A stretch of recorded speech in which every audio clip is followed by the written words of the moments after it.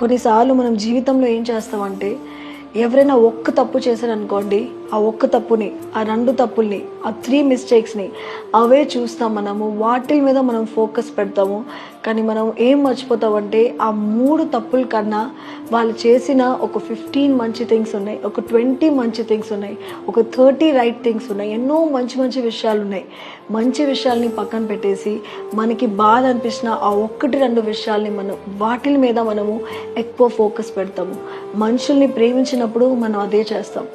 దేవుడి విషయంలోకి వచ్చేసరికి కూడా మనం అదే చేస్తాం.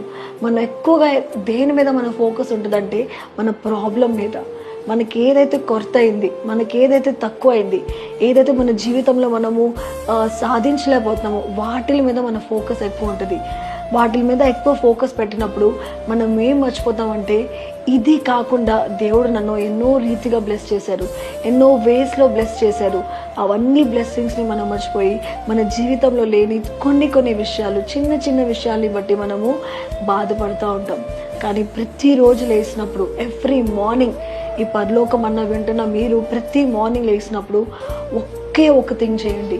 దేవుడు మీకు ఇచ్చిన బ్లెస్సింగ్స్ని బట్టి, మీ జీవితంలో చేసిన ఘన కార్యాలని బట్టి దేవుని కృతజ్ఞత చెల్లించండి. Count your blessings. ఎంతోమంది చిన్నప్పటి నుంచి మనం వింటున్నాం, కౌంట్ యువర్ బ్లెస్సింగ్స్. నిజంగానే మన బ్లెస్సింగ్స్ని మనం కౌంట్ చేసినప్పుడు మనకి లేనివి మనకి కనపడదు. దేని మీద అయితే మన ఫోకస్ ఎక్కువ ఉంటుంది, అదే మన సంతోషాన్ని డిసైడ్ చేస్తుంది.